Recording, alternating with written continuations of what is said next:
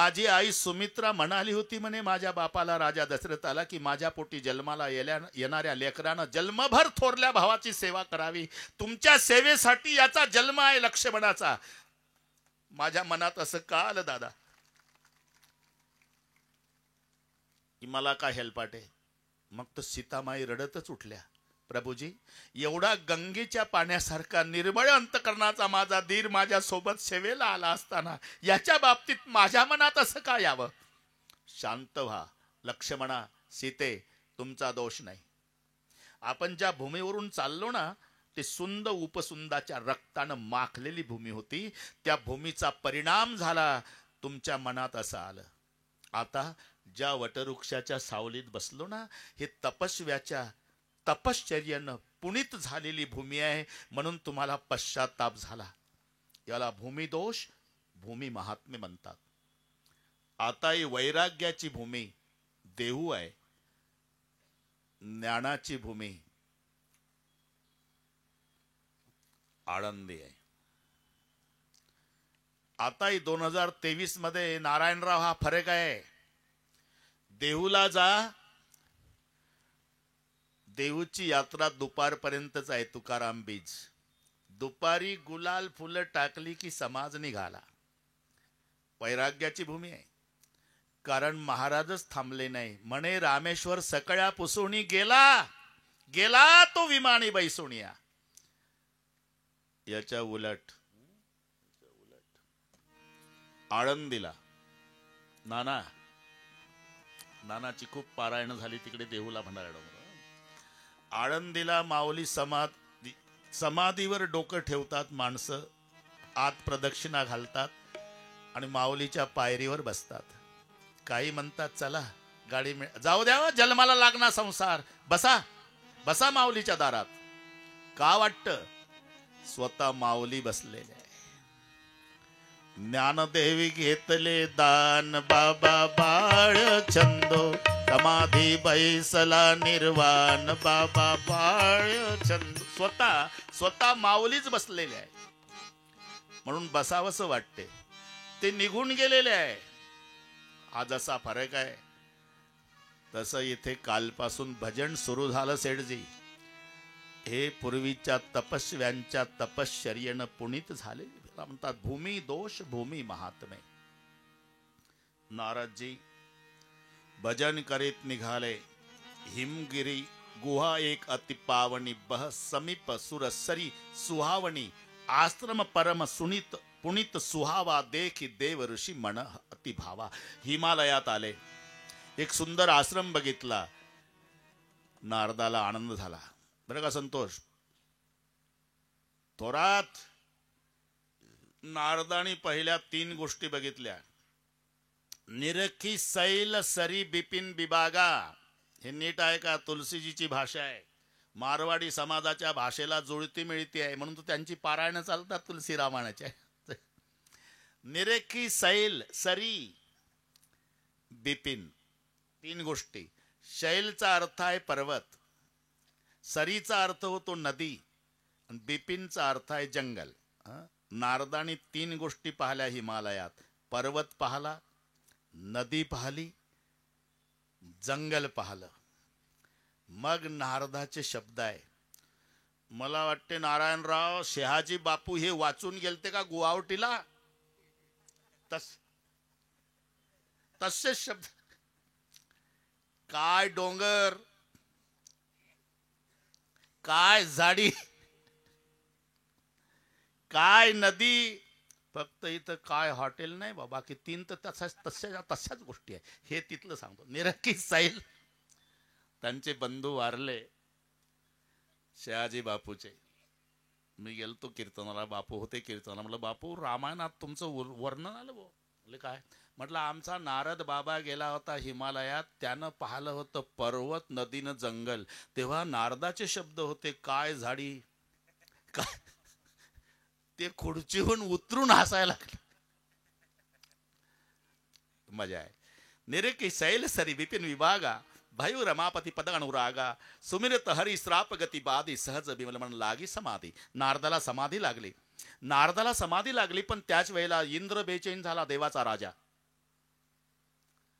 देवाचा राजा इंद्र बेचैन, कारण शेठजी देवता सुखी आहे, समाधानी नाही. हा लक्षात घ्या. सुख वेगळे अशोकराव, समाधान वेगळं. सुख पैशानं मिळतं, समाधान विचारानं मिळतं, हे लक्षात ठेवा. नाहीतर 100 कोटीचा बंगला आहे, याचा पैसा किती याची याला कल्पना नाही, पण यशीच्या रूम मध्ये गोळ्या खाऊनही झोप येत नाही, म्हणजे सुखी आहे, समाधानी नाही, हे लक्षात ठेवा. रोडच्या काठाला प्लास्टिकच्या कागदाचं झोपडं आहे. नवरा बायको दिवसभर दगड फोडतात, दिवस मावळला म्हणजे 3 दगडाची चूल, येड्या बाबळीचं सरपण, त्याच्यावर तवा, 7-8 भाकरी बाजरीच्या थापायच्या, चटणी सोबत 4-4 भाकरी खाऊन 2-2 तांबे पाणी पिऊन झोपायचं. सकाळचे 8 वाजले तरी उठत नाही, आणि ते यशीच्या रूम मध्ये झोपत नाही. हा का फरक? ते म्हणतं पुढच्या 10 पिढ्याचं भागल, 11वीचं कसं होईल. आणि हा बाजरीच्या भाकरी खाऊन म्हणतो पांडुरंगा पोटापुरतं आज मिळालं, उद्याची उद्या बघू, म्हणून 8 पर्यंत जाग येत नाही. सुख वेगळं, समाधान वेगळं. त्यातही एक फरक सांगतो सेठजी, अनिति से जो मिलता है वो सुख देता है, शांति नहीं. सुख देता है, शांति नहीं. अनिति से जो मिलता है सुख देता है. बाळा मोबाईल उलटा करून टाक ना, आल्यापासून त्याच्यातच आहे तू, ते आम्हाला सगळं. हा मग माझ्याकडे पाय, तुला चंदन असल्यामुळे मला समाधान वाटलं, पण तिकडे नको, माझ्याकडे पाय. हा बरं वाटलं, आता बरं वाटलं. आता केला बंद, पण तेव्हा होता मगाशी चालू होता. थोडा मी काल सांगितलं, हा मोह टाळायचा थोडा. आम्ही पोट तिडकीनं सांगतो. दुसरा महाराज झोपला तर उद्यापर्यंत उठणार नाही, अशोकरावला माहिती आहे. सकाळचं कीर्तन तुमचं 2 ते 5 रामायण, 7 ते 10 बिडकींचं रामायण, तरी वेळ कुठली चुकत नाही. मग आम्ही एवढं जीव तोडून सांगतो, तुम्ही जर खाली मोबाईलमध्ये मान घातली तर मला वाटते एवढी व्याप असणारी माणसं आपण विनाकारणच बडबड करायला आलो का इथे. थोडा मोह टाळा ना. पूर्वी नव्हताच आपल्याजवळ तर काय बिघडलं होतं आपलं सांगा, तसं समजायचं. 5 वाजेपर्यंत एवढं काय त्याच्यात, उठले सुटले की त्याच्यात, अरे ठीक आहे, नंतर 5 वाजल्यापासून तोच उद्योग करा, कोण तुम्हाला मनाई करतं. पण इथे श्रवणासाठी आला ना, मग तोच आनंद लुटायचा, पुन्हा नाही, पुन्हा नाही. आणि एवढंच तुमच्या सोबत येणार आहे शेवटच्या दिवशी, जे तुम्ही आता 3 तास बसलाय, त्याचं नाव सतसंग आहे. कर्मानुगो गच्छति जीव एका. बाकी सगळे काढून घेणार आहे आपलं. माझ्यावर विश्वास बसत नसेल तुमचा तर तुम्ही मरून पहा. रडण्याचा नाटक करू करू गळ्यातलं काढतं, बोटातलं काढतं. म्हणून माझी प्रार्थना आहे, त्या मुलाचं निमित्त आहे बोलण्याचं, असे बरेच आहेत याच्यात बसलेले, त्यांनी सावध व्हावं, बस एवढीच विनंती आहे. हा ना. आता शेठजी लोकांना तर मोठा व्याप असेल, पण त्यांनी ठेवला ना खिशात. त्याच्यापेक्षा जास्त व्याप आहे का आपला, खरं सांगा. आता काय 1.5 तास राहिला, तुम्ही घड्याळ पहा ना, आणि 1.5 तासात सगळे उरकायचं आहे. काय चालू होतं, वा बरा. सुख वेगळं, मी शुद्धीवर आहे, काळजी करू नका. सुख वेगळे, समाधान वेगळे. त्याच्यातही सेठजी, अनिति से जो मिलता है वो सुख देता है, शांति नहीं, ही लक्षात ठेवा. अनितीनं मिळालेलं धन सुख देतील तुम्हाला, पण समाधान नाही. दचकू दचकू उठतं रात्रीच. बेकारी रस्त्याच्या काठाला, आने जाने वाले भैया, भगवान आपका भला करेगा भैया, आने जाने वाले भैया, आने जाने वाले भैया, भगवान आपका भला करेगा भैया, खाने के लिए कुछ दो भैया, आने जाने वाले भैया. पूर्वीचा काळ, साहेब चालले होते ऑफिसला, खिशात घातला हात, हरभरे होते साहेबाच्या खिशात भाजलेले, मुठभर हरभरे भिकाऱ्याच्या ताटात टाकले, साहेब निघून गेले. पण त्या हरभऱ्यामध्ये पावली एवढं नाणं सोन्याचं. पूर्वीचा काळ. भिकाऱ्यानं पाहिलं, भूक तर पोटात लागली होती, पण सोन्याचं नाणं बघितलं. हरभरे खाल्ले नाही भिकाऱ्यानं. बऱ्याच भिकाऱ्यांना खाता येत नाही असून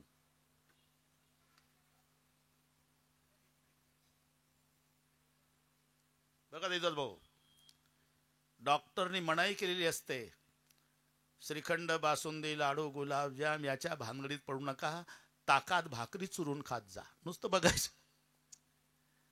आणि झोपलंही नाही रात्रभर. कारण सोन्याचं नाणं, सोन्याचं एवढंस नाणं होतं शेठजी हातात. रात्रभर भिकारी झोपला नाही. जास्त सोनं असणाऱ्याचं कसं होत असेल? सोने वाले सोना नहीं, सोए तो सोना चले जाएगा, सोने वाले जागते रहो. रात्रभर झोपला नाही. त्याने विचार केला, ही साहेब याच रस्त्याने. साहेब बरोबर आले 8:30ला. साहब जी रुको. क्या? कल आपने मुट्ठी भर चने दिए थे साहब, तो उसमें चमकती हुई सोने की गिन्नी आई है, मैं चना रख लेता हूँ, सोना आपका ले लो. साहेब ईमानदार हो. देखो भाई, मेरा भी एक नियम है जिंदगी में, जो जिसको देता हूँ कृष्णार्पण, कभी वापस नहीं लेता. लेकिन मैंने आपको खाना मंगा था साहब, खाना रख लेता हूँ, सोना आपका. मैंने बोल दिया भाई समय बेकार मत करो, जिसको जो देता हूँ कृष्णार्पण, मेरा भी एक नियम है. लेकिन साहब, अरे समय बेकार. लेकिन साहब, क्या? मेरे घर में तकरार चल रही, रात भर मैं सोया नहीं. मग थांबले साहेब. घर में तकरार? फुटपाथ पे सोता है तू भिखारी, और घर में तकरार? आपको कोई घर है? घर है ना साहब? कौन सा घर? ये शरीर मेरा घर है. अगर शरीर घर है तो तकरार किसकी चल रही? मन और आत्मा की. मेरे आत्मा कहती है कि भिखारी, तूने खाना मंगा था, चना रख लो, सुना सांप को वापस करो. और बीच बीच में मन कहता है, मिल गया तो दबा लो. रात भर तकरार चल रही साहब, मैं सोया नहीं. अनिति से जो मिलता है सुख देता है, शांती नहीं. म्हणून देवतांनी फसवून अमृत मिळवलं. देवतांनी, म्हणून देवता सुखी आहे पण समाधानी नाही. म्हणून मुनी गती देखी सुरेश डराना. सुरेशचा अर्थ होतो इंद्रदेव. सुरेश म्हणजे इंद्रदेव. सुरेश कोणाला म्हणतात? त्यासाठी व्याकरण शिकावं लागते, मग जमतंय. सूर अधिक ईश, मग झाला सुरेश. याला व्याकरणामध्ये यनादेश संधीचा नियम लागतो. अ अधिक ई बरोबर यडक्याचा ये होतो. यनादेश, गुणादेश, दीर्घादेश, अयादी आदेश, पररूप, स्वरूप, हे संधी सगळे माझ्यापेक्षा तुम्हाला पाठ आहे. त्यातली ही यनादेश आहे. आता सुर, र मध्ये अ आला, अ शिवाय र पूर्ण होत नाही, आणि पुढे ईश, मग अ अधिक ईचा यडक्याचा य झाला संधीमध्ये, आणि तो यडक्याचा य रच्या डोक्यावर मात्रा रूपात आला, म्हणून लिहायचा सुरेश. विग्रहात सूर अधिक ईश. सूर म्हणजे देव, ईश म्हणजे मालक, देवतांचा राजा म्हणजे इंद्रदेव. इथे शब्द आहे मुनिगती देखी सुरेश डराना. त्यानं समाधी भंग करण्यासाठी कामदेवाला पाठवलं. कामदेवानं खूप प्रयत्न केले पण समाधी भंग होत. कामदेव हारला. कामदेव म्हणाला, नारदा, महादेवासारख्याची समाधी भंग करणारा मी कामदेव तुमच्या पुढे पराजित झालो, माझा पराजय झाला. आणि शेठजी कामदेवाने 3 गोष्टी केल्या. फुलाचा हार, नमस्कार,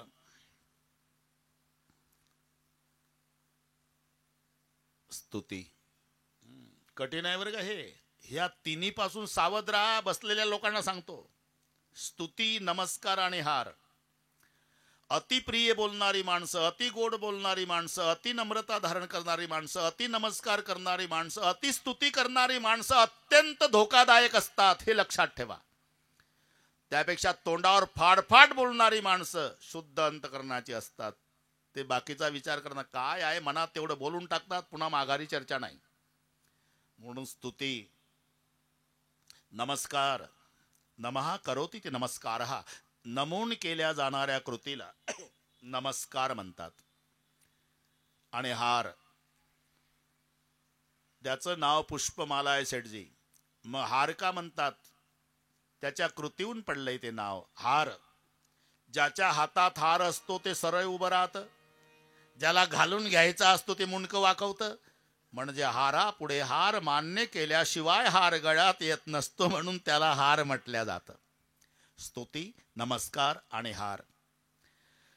अहंकार नारदाला ब्रह्मदेवाकडे गेला, मी काम जिंकलं. पुढे महादेवाला सांगितलं काम जिंकलं, भगवान विष्णूला सांगितलं काम जिंकला वगैरे वगैरे. मग भगवान विष्णूला वाटला आपला बुवा बिघडला, वेळी सावध केला. म्हणून ज्या जंगलातून नारदजी जातात, भगवंताने एक मायावी नगर तयार केलं. 7 योजन विस्तार, 400 कोसाचं नगर. त्या नगराचा राजा शीलनिधी आपलीच विश्वमोहिनी नामक कन्येच्या रूपात माया, तिचं स्वयंवर देशोदेशीचे राजकुमार आलेले.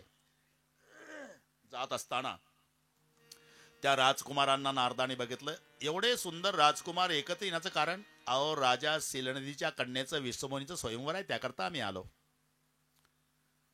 आत आले. राजा शीलनिधीनं बसायला दिलं, पूजा केली आणि विश्वमोहिनीला समोर आणून बसवलं. ही माझी कन्या विश्वमोहिनी, हिचं स्वयंवर. बाबा भविष्य सांगा.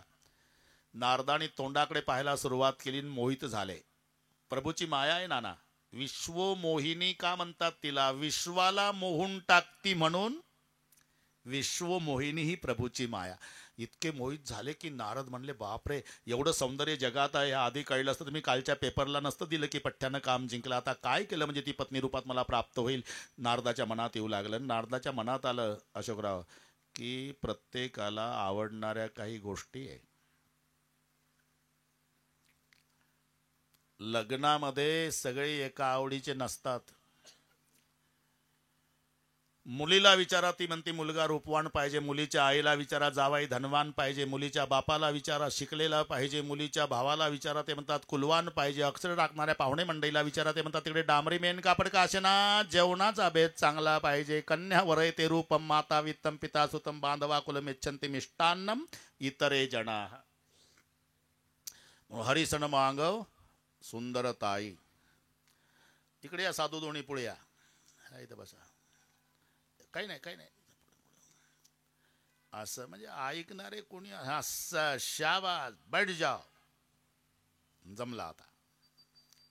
हरिसन मागव सुंदर ताई.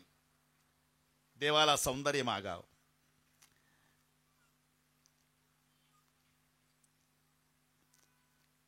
तोंडाकडे काय पाहता? भविष्य पाहा ना. भविष्य असं होतं सेठजी, 14 ब्रह्मांडाचा मालकीला पती मिळणार. पण नारदाने स्वतंत्र डोकं चालवलं.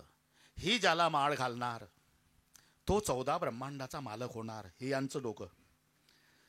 स्वैर बघून जा ना बाबा, समय नाही मेरे पास. नारदजी आले जंगलामध्ये. हरिसन मांग सुंदर ताई. देवाला सौंदर्य मागावं म्हणून देव प्रसन्न झाले. क्या चाहिए? बस सुंदर बना दो. तथास्तु म्हणून देव अंतर्धान पावले. सगळ्या नारद सुंदर, फक्त तोंडात बंदर, बाकी सुंदर. नारदाचं शरीर असं सोन्यासारखं चकाकत होतं. नारदाला वाटायचं बस नंबर माझाच लागणार आहे, पण स्वतःचं तोंड स्वतःला दिसेना. नारदजी दुसऱ्या दिवशी पहिल्या लाईन मधल्या आसनावर येऊन बसले. सगळ्या मंडपातल्या लोकांचं लक्ष नारदाकडे. नारदाला वाटायचं सगळे समाज माझ्याकडे पाहतो म्हणजे देखना मीच आहे. पण लोक विचार करायचे एवढं देखणं तोंडात कसं फेल गेलं. एवढात विश्वमोहिनी धवल फुलाची माला घेऊन आल्या. पहिल्या लाईन मधल्या नारदाला बघितल्याबरोबर मरकट बदन भयंकर देही श्रीराम एकत हृदय क्रोध भाते श्रीराम मरकट बदन भयंकर देही श्रीराम एकत हृदय क्रोध भाते श्रीराम श्रीराम श्रीराम श्रीराम श्रीराम मरकट बदन भयंकर देही. तोंड बंदराचं. सखी मेरे पिताजी को बुला, पहले लाइन में जो अपशकुन बैठा उसको धक्के मारकर निकाल दो पेंडॉल के बाहर. पूर्ण लाईन सोडून दिली. दुसरी, तिसरी, चौथी. नारदजी उंच टाचा करू करू बघू लागले. शेवटच्या लाईन मध्ये शेवटच्या आसनावर राजकुमारच्या रूपामध्ये भगवान बसलेले होते. त्यांच्या गळ्यामध्ये पुष्पमाला अर्पण केली आणि भगवान तिला घेऊन जातात. दुल्हन ले गए लक्ष्मी निवासा, दुल्हन ले गए लक्ष्मी निवासा, दुल्हन ले गए लक्ष्मी निवासा, दुल्हन ले गए लक्ष्मी निवासा. नृप समाज सब भयउ निरासा, नृप समाज सब भयउ निरासा, नृप समाज सब भयउ निरासा, नृप समाज सब भयउ निरासा.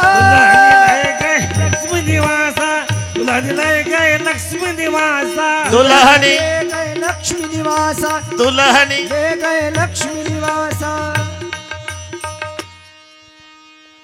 दुल्हनी ले गए लक्ष्मी निवासा. तुला बंदर केलं का? तू सापडला पाहिजे. लाल डोळे टोमॅटो सारखे ताड ताड निघाले नारदजी. योग असा तिकडनं स्वतः रथ हाकत येत होते भगवान. आणि रथामध्ये दोघी बसल्या होत्या. एका भागाला विश्वमोहिनी, एका भागाला लक्ष्मी. नारदजी रोडच्या काठाला उभे होते. तिथे देवानं रथ उभा केला शेठजी. आता जिच्यासाठी तडफडला हा बाबा, ते रथात दिसल्यावर काय वाटलं असेल. तरी नारदजीनं कोरदावाला काहीच बोलले नाही. देवच बोलले, कुठं बदनापूर का? बसा ना गाडीत. हे विनाकारण आगीत रॉकेल. मग घोड्याचे लगाम धरले. पर संपदा सकून दे कि तुम्हारे से कपट विशेषी मात्र सिंध रुद्राई बाहेर आयो सुरनिशी पान करायो. कपटी आहे देवा तू. मी कपटी? अरे तुझ्यासारखा कपटी ब्रह्मांडात नाही. काय कपट केलं? मला विचार, काय कपट केलं? अरे 14 रत्न समुद्रातून निघाली तेव्हा काय कपट केलं? ती मी होतो त्या ठिकाणी. काय असुर सुरा विष शंकर या परमामणी चारू स्वार्थ साध कुटील सदा कपट व्यवहारू. असुर सुरा, दारू पाजली दानवाला, विषशंकरई जहर महादेवाला, आप रमामणी चारू, लक्ष्मीनं कौस्तुभ घेतला स्वतःच्या वाट्याला. स्वार्थ साधक कुटील सदा कपट व्यवहारू. परम स्वतंत्र सिर पर कोई, मनमानी कारभार करतो का विचारणारं कोण नाही म्हणून. लक्ष्मी म्हणली, अहो ते चिपळ्यावाला किती बोलतोय. 2 वाजल्यापासून तुम्ही गटगट ऐकता. बोलू दे बोलू दे. का बोलू दे? बोलू दे लक्ष्मी, बोलू दे म्हणता म्हणता भगवान विष्णू रडू लागले. तुम्ही रडताय प्रभू? हा, काय कारण सांगतो ना. या माझ्या नारदानं जन्मचा जन्म माझं गुणगान केलं देवी. जन्मभर गुणगान केलं, माझं भजन केलं, माझं गुणगान केलं. त्याच्या तोंडून माझी निंदा ऐकायची माझ्या जीवनातली ही पहिली वेळ आहे. आणि लक्ष्मी, ज्याला समाजाकडून स्वतःचं गुणगान ऐकून घ्यायची सवय झालेली असते, त्यानं एक दिवस तरी स्वतःच्या निंदेलाही सामोरा जायची तयारी ठेवायची असते. बोल नारदा, कपी आकृती तुम केन हमारी. वानराचं तोंड दिलं का मला? तुला पुढच्या जन्मी वानराशिवाय कोणी मदत करणार नाही. मंजूर आहे, बोल. मला सामान्य मानवाचा देह, तुम्हाला माणसाचं शरीर धारण करावं लागेल. ही मंजूर आहे, बोल. या विष्णुमुनीच्या विरहाने मी तडफडतो, तुला तुझ्या पत्नीच्या वियोगानं रडावं लागेल. मंजूर आहे, बोल. जब हरिमाया दोरी निवारी नहते रमान राजकुमारी. एकटे भगवान. आता नारदजी घाबरले, प्रभु आपको देव शाप अस्वीकार करो. अरे तुम्हारी क्या ताकत, मेरी इच्छा थी. आता मी काय करू देवा? नारद, काम को जितना है तो राम का भजन करना पड़ता. अगर अहंकार को जितना है तो शिव जी का भजन. जपहु जाई शंकर सतनामा. हे तिसरं कारण. चौथं कारण सांगताना स्वयंभू मनुष्य रूपार आणि दोघांनी खडत तपस्या तपांती भगवान प्रसन्न झाले. काय पाहिजे ते मागा म्हणाले. आम्ही पुढच्या जन्मी पती पत्नी व्हावं. तेच दशरथ कौशल्या होतात. अजून काय पाहिजे? तुमच्यासारखा पुत्र आमच्या पोटी जन्माला यावा. भगवान म्हणाले, माझ्यासारखा कुठून आणू? मीच तुमच्या पोटी जन्माला येईल. म्हणून हे चौथं कारण. आता 5वं नीट ऐका. कैकई देशाचा राजा, त्याचं नाव सत्यकेतू. त्या सत्यकेतू राजाला 2 मुलं, प्रताप भानू अरिमर्दन. धर्मरुची नावाचा प्रधान आहे. प्रताप भानूच्या स्वाधीन राज्य कारभार सोपवला आणि सत्यकेतू हरिचिंतन करू लागला. प्रताप भानूना आपल्या नावाप्रमाणे प्रताप गाजवला. सगळ्या राजांना जिंकलं. काही राजे शरण आले, काही साधूच्या वेशात जंगलात झोपड्या करून राहू लागले. एक दिवस प्रताप भानू शिकारीला सैनिकासह गेला असताना वाट चुकला. सैन्य एका बाजूला गेलं. प्रताप भानू एकटा घोड्यावर बसून पुढे कालकेतू नावाचा राक्षस डुकराच्या वेशात. त्याला मारण्याकरता प्रताप भानू पुढेही वाट चुकला आणि कपटमुनीच्या आश्रमात आला. कोण कपटमुनी? यानंच एकेकाळी जिंकलेला राजा होता. तो जंगलामध्ये साधूच्या वेशात राहत होता. नाना त्यांनी बरोबर ओळखला, हा जिंकलेला मला प्रताप भानू आहे. पण याला वाटला हा जंगलातला महात्मा आहे. को तुम कसं बना फिरे अकेले सुंदर जीवा जीव परहेले चक्रवर्ती के लक्षण तोरे देख दया लागे अति मोरे. आपण कोण आहात? नाम प्रताप भानू अवनीसा तासु सचिव मै सुनी मुनीसा. प्रताप भानू नावाचा जो चक्रवर्ती राजा, त्याचा मी सचिव आहे. अरे क्यों झूठ बोलते हो साधु संतों के पास? आप स्वयं प्रताप भानू है. तुम्हारे पिता का नाम सत्यकेतु है. अरिमर्दन नाम का भाई है तुम्हारा, कैके देश है.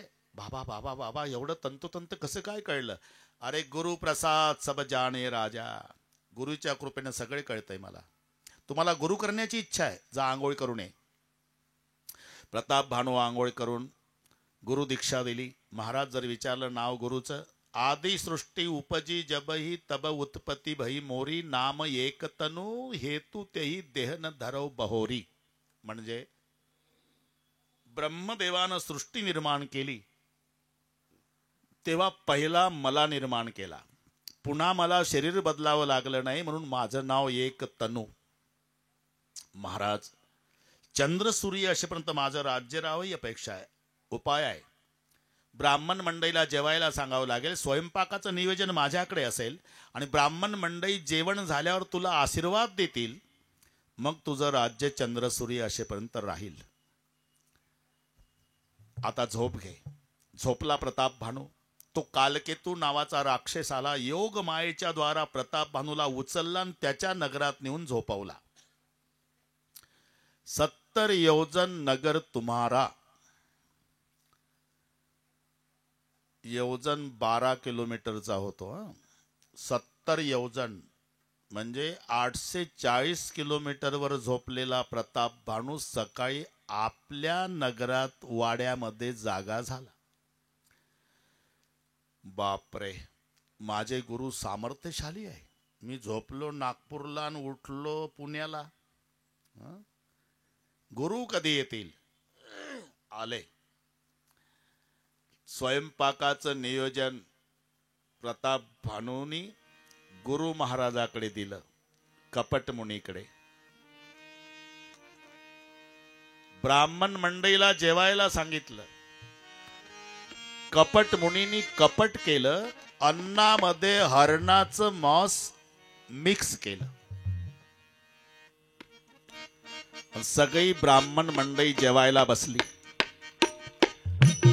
सुरुवात करणार होते, आकाशवाणी झाली.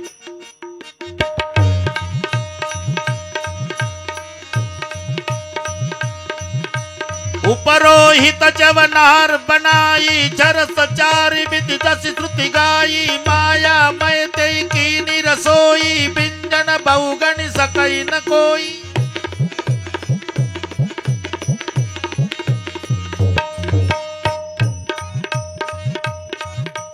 विभित मृगण करया मिसरांदा, तेहि मह विप्र मा सुखल सांदा, भोजन कऊ सब विप्र बुलाए, पद पखारी सादर बैठाए. पंक्ती बसल्या.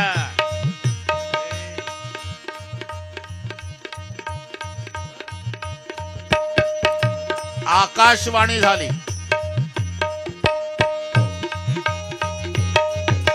परुषण जबैल के मई पाला, भई आकाशवाणी तई काला. आकाशवाणी.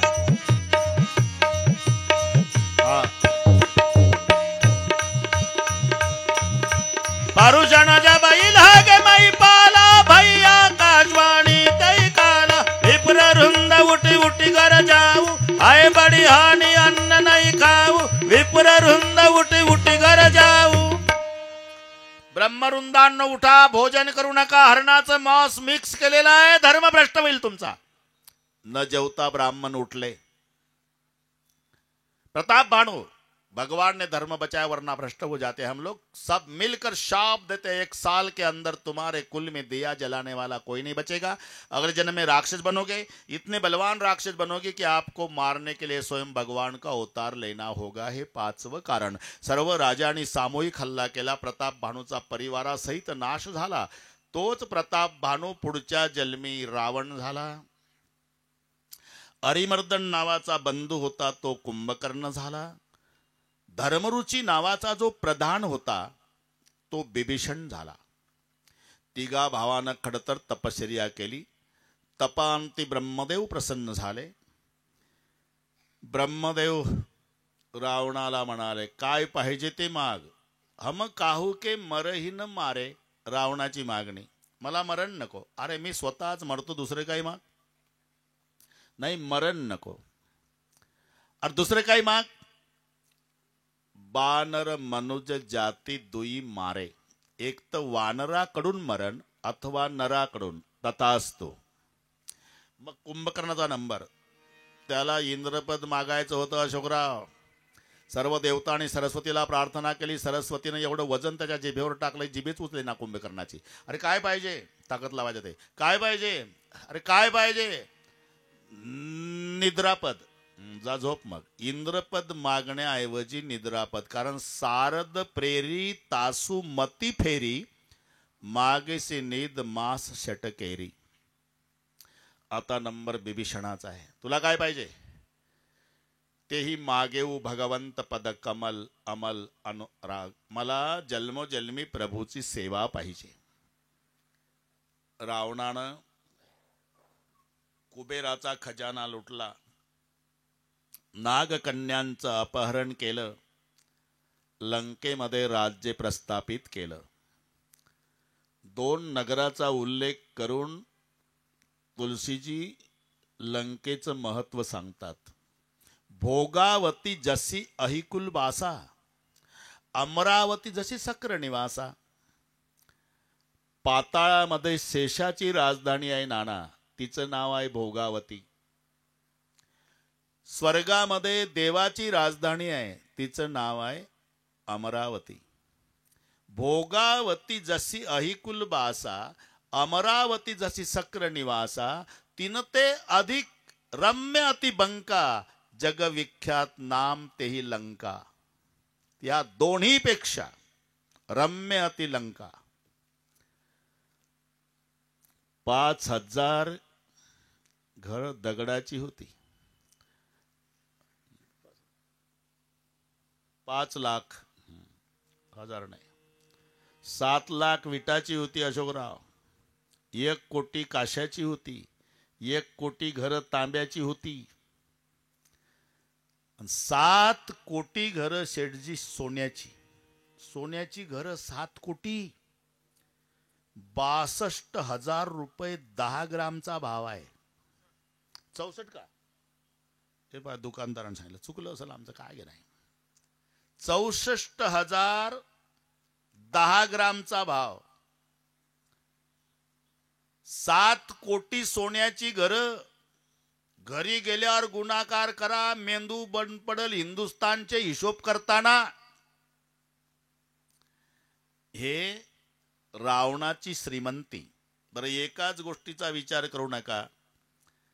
सत्ता, संपदा, विद्वत्ता, शक्ती, भक्ती आणि युक्ती, ही 6ही गुणांनी रावण युक्त आहे. आता 1-1 मिनिट एकासाठी घेतो. युक्ती, नाना युक्तिवाद, युक्तिवाद म्हणतात त्याला. जेव्हा धनुष्य उचलायला रावण गेला, जनका पुढे पहिला युक्तिवाद केला. धनुरादौ वा कन्यादौ, याला युक्ती म्हणतात. म्हणजे आधी धनु का आधी कन्या. 12 राशीमध्ये 6 नंबरची रास कन्या, 9 नंबरची रास धनु. घरी गेल्यावर पंचांग पाहणे, हे युक्ती सांगतो रावणाची. 6 क्रमांकावर कन्या येते, 9 क्रमांकावर धनु आहे 12 राशीमध्ये. मग पहिली कन्या देऊन टाका, धनु उचलायचा कार्यक्रम नंतर बघू. हे याला युक्ती म्हणतात. धनुरादौ वा कन्यादौ. पण एकाच वाक्यात निरुत्तर केलं जनकानं. नक्षत्र कुशलो भवान, नक्षत्र कुशलो भवान. तू पंचांग सांगण्यात तरबेज आहे, म्हणजे नक्षत्रात तरबेज आहे, पण क्षत्रिय धर्मात तरबेज नाही. नक्षत्र कुशलो भवान. अरे तू स्वतःला वीर समजतो, वीराचं लक्ष पहिलं हत्याराकडे गेलं पाहिजे. तू इथं पंचांग सांगत बसला. नक्षत्र कुशलो भवान. युक्ती. शक्ती, 3 वेळा कैलास पर्वत हलवला, एवढी शक्ती आहे. भक्ती, शंकराचा 1 क्रमांकाचा भक्त रावण आहे. 1000 कमळे वाहण्याचा नियम आहे अशोकराव. रावण पहाटे 3:30ला पूजा सुरू करायचा, 9:30 पर्यंत 6 तास रावणाची पूजा रोज महादेवाची. 14 माणसं पूजेच्या तयारीला. बेलाची पानं आणणारं, शेणानं सारवणारं, गंगाजल आणणारं, असे त्या कामावर 14 होते बरं का देवीदासजी. 1000 कमळे वाहण्याचा नियम होता. एक दिवस 999 वाहले, कमळ कमी पडलं तर तलवारीनं मुंडकं कापून पिंडीवर वाहलं. शिर कमळ म्हणून पूजा पूर्ण केली. काट कर शीश को अपने किया जब होम रावण ने, दिया सब राज दुनिया का, दिलावर हो तो ऐसा हो. महादेव भोले भंडारी. आम्ही तर एका अभंगात 4 प्रश्न विचारतो. आंघोळ झाली, बाथरूम मधून देव घराकडे येताना सुंदर ध्यान उभे विटेवरे कर्कटावरी ठेवून या. ठेवला का? तुळशी हार गळा, काशे पितांबर आवडीनंतर ह्याची ध्यान पुन्हा ध्यानात येतं. झाला का? मकर कुंडले तैपती श्रवणी कंठी कौस्तुभने विराजित. आणला का? आणि पुढं चहा आल्याबरोबर तुका म्हणे माझे ह्याची सर्व सुख एका कपात. अरे एक मुंडकं तोडून वाहलं एवढी भक्ती आहे. 3 वेळा कैलास पर्वत हलवला एवढी शक्ती आहे. जनका पुढे तो वाद घातला ती युक्ती आहे. सत्ता गाढववळी गजानन सटवी करी बाळणपण. सटवी बाळणपणाच्या कामावर आहे. गणपती बाप्पा गाढव चारायला आहे. ब्रह्मदेव पंचांग पाहायला आहे. अग्नी कपडे धुवायला आहे. वारा अंगण झाडायला आहे. मेघ पाणी शिंपडायला आहे. 9 ग्रहाच्या तर पायऱ्या आहे.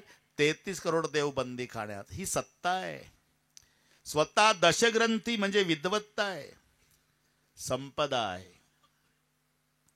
पुन्हा एक वैभव सांगतो. रावणाच्या घरातली एकट्याची लोकसंख्या 3,05,000.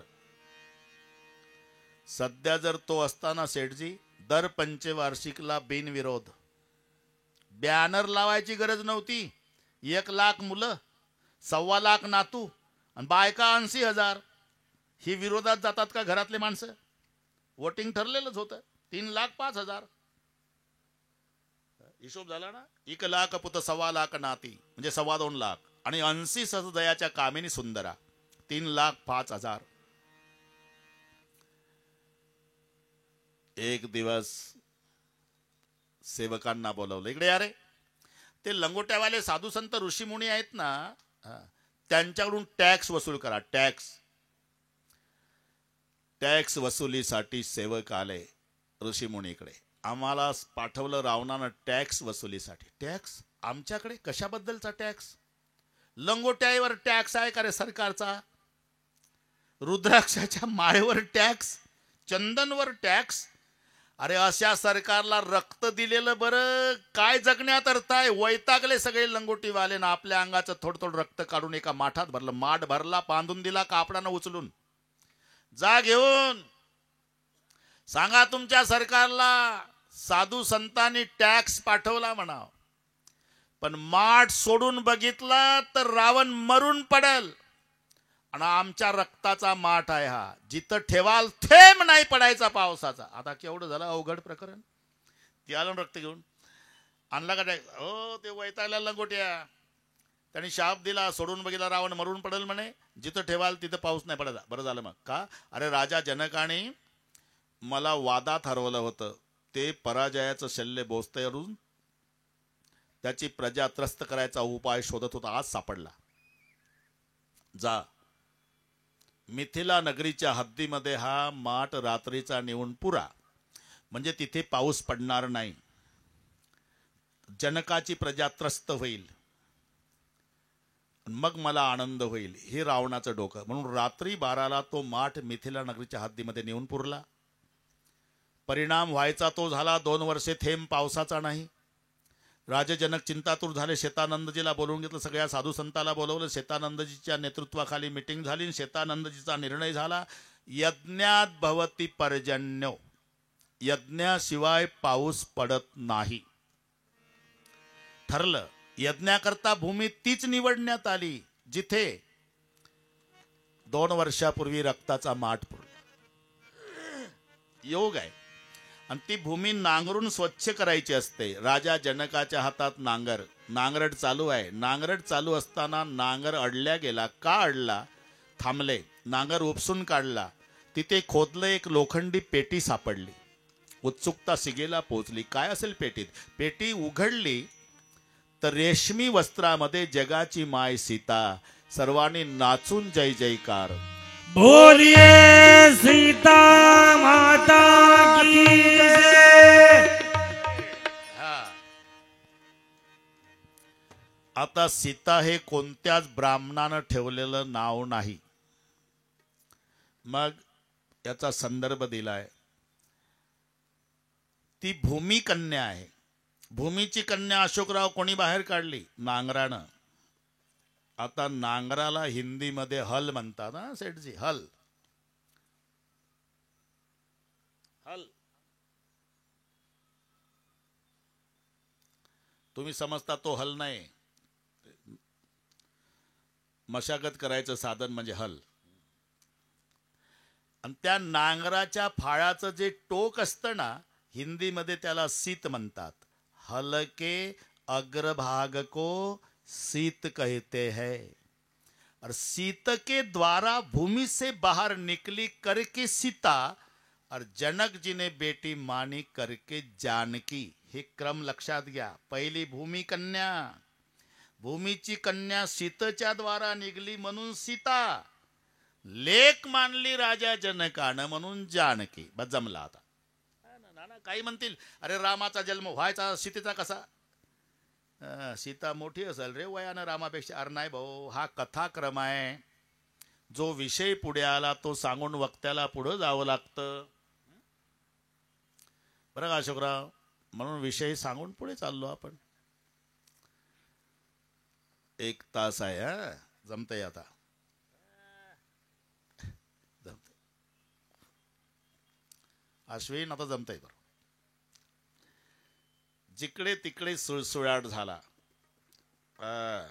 हे पहा शेठजी, जसं हरिपाठाचं ध्रुवपद आहे, हरिमुखे म्हणा हरिमुखे म्हणा. बरं का उज्ज्वल? पुण्याची गणना कोण करी? हे जसं आहे ना तसं आता कलियुगाचं महात्म्य आहे. पापाची गणना कोण करी? तुमच्या पापाला आमचं अनुमोदन आहे का नाही? तुमच्या पापाला आमचं अनुमोदन. तुमच्या पापाला. बरं का नाना? ऐका कलीचे महिमान, असत्यासे रिझले जन. पापा देती अनुमोदन, करती हेळण संता. म्हणून कितना जगत में पाप है, अंदाज से बाहर चला. एवढं पाप आहे, एवढं पाप आहे, ज्या पापाचा अंदाज घेता येत नाही. अरे मग पापाचा अंदाज घेता येत नाही एवढं पाप जर जगात आहे तर धरणी टिकली कशी? उत्तर दिलंय, कितना जगत में पाप है, अंदाज से बाहर चला. अरे संतों का ही पुण्य है, आज तक जग न हला. अगर संत ना होते दुनिया में तो जल जाता संसार. हे टिकलं कशाने? साधू संताच्या पुण्याईनं. हे लक्षात ठेवा. पृथ्वी जिकडे तिकडे राक्षस जातीचा सुळसुळाट झाला. राक्षस शब्द आल्या बरोबर पार्वती आईनं मध्येच विचारलं, राक्षस? हा. आणि कसे असतात? बाड़े खल बहु चोर जुआरा, जेलंपट पर धन परदारा. मानही मातु पिता नहीं देवा, साधुन सन करवा वही सेवा. साधुन सन करवा वही सेवा. बाड़े खल बहु चोर जुआरा, जेलंपट पर धन परदारा. माँ नहीं मातु पिता नहीं देवा, साधुन सन करवा वही सेवा. साधुन सन करवा वही सेवा. बाड़े खल बहु चोर जुआरा, जेलंपट पर धन परदारा. माँ नहीं मातु पिता नहीं देवा, साधुन सन करवा वही सेवा. जिनके यह आचरण भवानी, ते जाने हूँ निशिचर सब प्राणी. ते जाने हूँ निशिचर सब प्राणी. बाड़े खल बहु चोर जुआरा, जेलंपट पर धन परदारा. माँ नहीं देवा साधुन सन करवा वही सेवा जिनके यह आचरण भवानी ते जाने हूँ निश्चर सब प्राणी ते जाने हूँ निश्चर सब प्राणी ते जाने हूँ निश्चर सब प्राणी बाड़े खल बहु चोर जुहारा जे लंपट पर धन परदारा परधन परदाराविषयी लंपट आहे माय बापाला मानत नाही साधू संताची सेवा करत नाही जिनके यह आचरण भवानी ते जाणेहू निशिचर सब प्राणी तर राक्षस म्हणतात आणि पापाचा अतिरेक झाला की धरणी सहन करत नाही आणि मग पृथ्वी गायीचं रूप धारण करून आपला पिता ब्रह्मदेवाकडे जाऊन रडत असते धेनु रूप धरी हृदय बिचारी गई तहा जह सुरमुनी झारी वत्सरूपी पृथ्वी ब्रह्मया पासी जाए नेत्रे वाहे तो ये सांगत से रडू लागली बरं का नाना आपल्याही संताचे प्रमाण आहे ना रडू लागली धरणी शेठजी ब्रह्मदेवाने विचारलं का रडतेस बेटा बाबा बुडविला धर्म अधर्म झाला फार सोसवे न भार मज आता बुडविला धर्म अधर्म झाला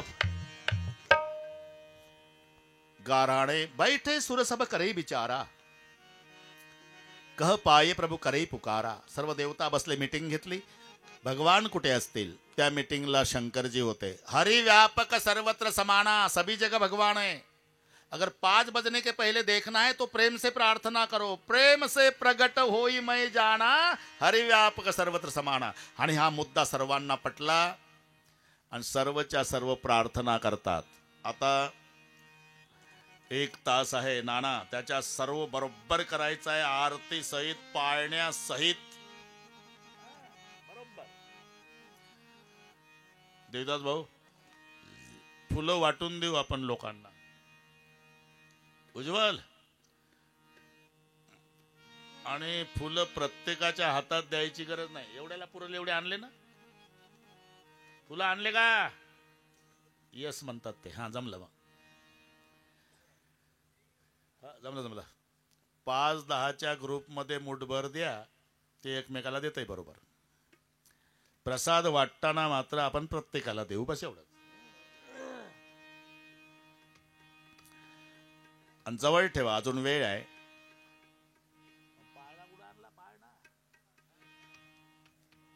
मी सांगेल तेव्हा राहू दे फुलं वाटा आता जमलं का तुमचं प्रार्थनेमध्ये सर्वांनी सहभागी व्हायचं आहे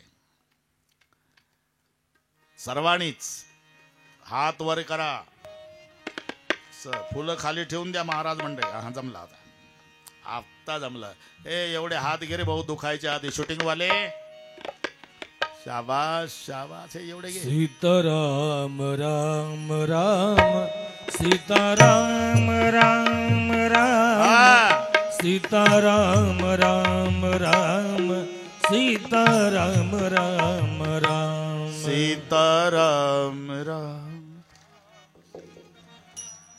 वा वा शाबास लाजू नका जसं येईल तसं म्हणा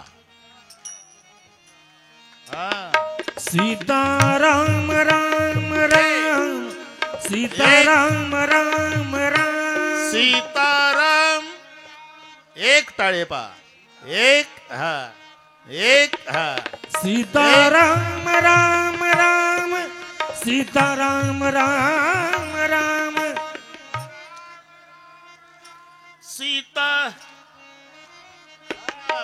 सीताराम राम राम सीताराम राम राम शाबाश शाबाश सीताराम राम राम सीताराम राम राम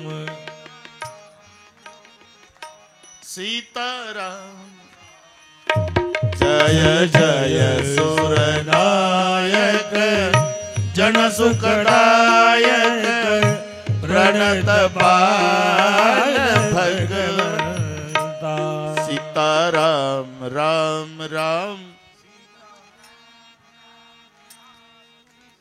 वाह. गोद्विज हितकारी जय